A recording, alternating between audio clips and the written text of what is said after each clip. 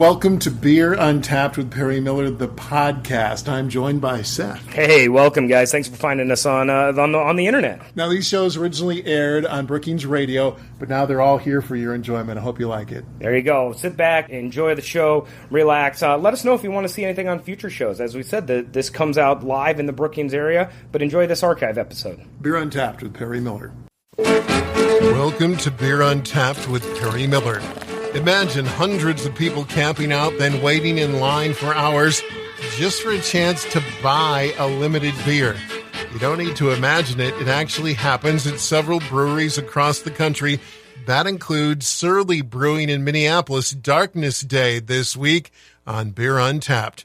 I've been to a beer release event that was pretty crazy, but did not involve anyone camping out. But that's exactly what happened October 24th at Surly. Darkness Day is an annual beer release at Surly Brewing at Minneapolis, where they release their big, rich, delicious Russian Imperial Stout. And the people come by the hundreds to attend this event. This was my second year.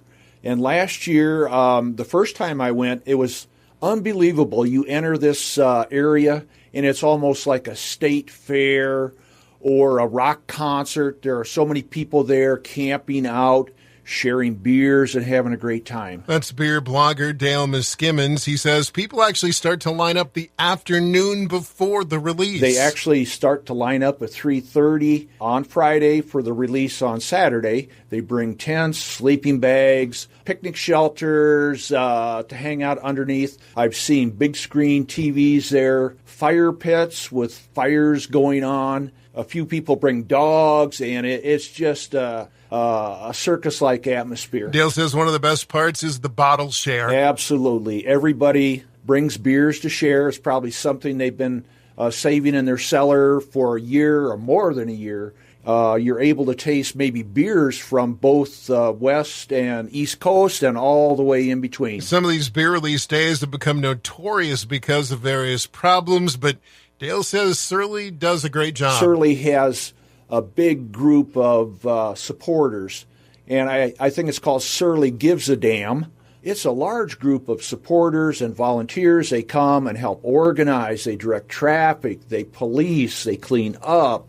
They organize the lines, and it's a tremendous event. And it all comes down to lining up for the beer on that Saturday. People get up early. It's still dark. You get up and you form the line. They come around and you're issued double wristbands. First of all, you get a check to make sure you're of legal age to purchase alcohol.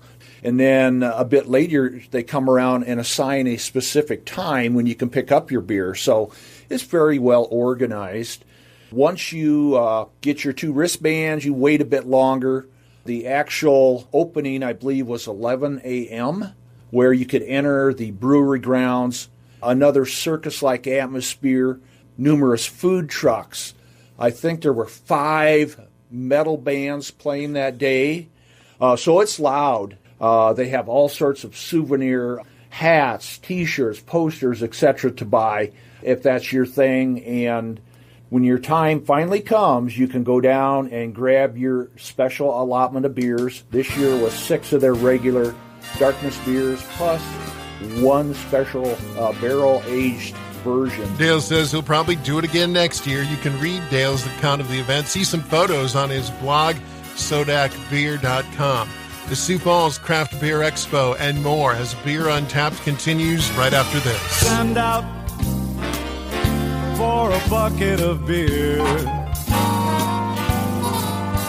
and let's have a party 'cause all the gang is here. Welcome back to Beer Untapped with Perry Miller. This Saturday is the Sioux Falls Craft Beer Expo, 2 till 6 at the Sioux Falls Convention Center. Mark Opdahl is one of the event organizers. 9 new breweries that weren't participants last year. The education seminars are it's year number 2, so we've got to make a lot more relationships in South Dakota, and we beefed up the education seminars, including one by yourself, explaining how much media has to do with the success and the growth of craft beer. So that's going to be great. And, we got Cotton Country an awesome band from the Twin Cities that's going to come down.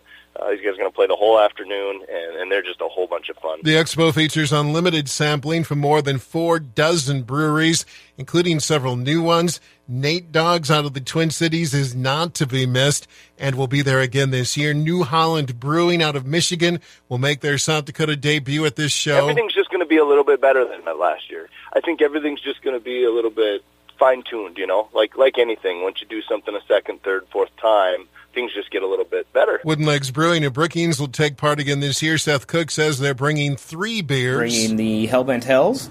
We're going to bring a Split Rock Creek that's literally finishing up today and tomorrow, so it's carbonating up, so it should be a fresh Split Rock Creek, as that beer is always better fresh. And then we're bringing Pogonophilia back, so we're going to bring a 6-barrel of that. That will probably go quick, so if you get your passes and jump in line, run over to the booth there, that will go pretty fast, I think. It was a great event for Wooden Legs last year. A lot of fun. We ended up winning the People's Choice Award, and we're really pretty excited about that. And as important, we got to meet some really cool new brewers and great customers and some industry colleagues, and it was a cool show to go down to. You can download the Craft Beer Expo program on their website. You should check it out.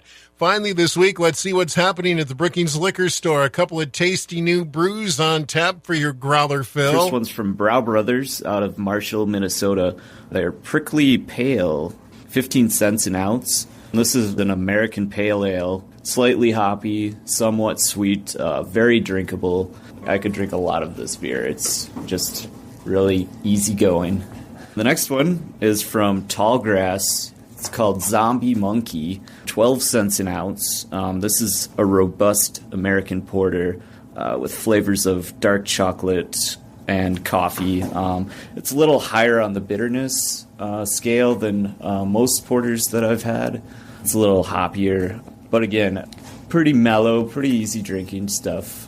We also have it available in 4-pack cans for $7.99. Probably the coolest can art design I've ever seen. That's it for this week's edition of Beer Untapped with Perry Miller. We'll see you at the Sioux Falls Craft Beer Expo. Until next time, drink local and drink responsibly. Thank you for listening to this archived edition of Beer Untapped with Perry Miller. Feel free to listen to other episodes, and if there's anything you'd like us to talk about on a future show, please let us know. Thanks again.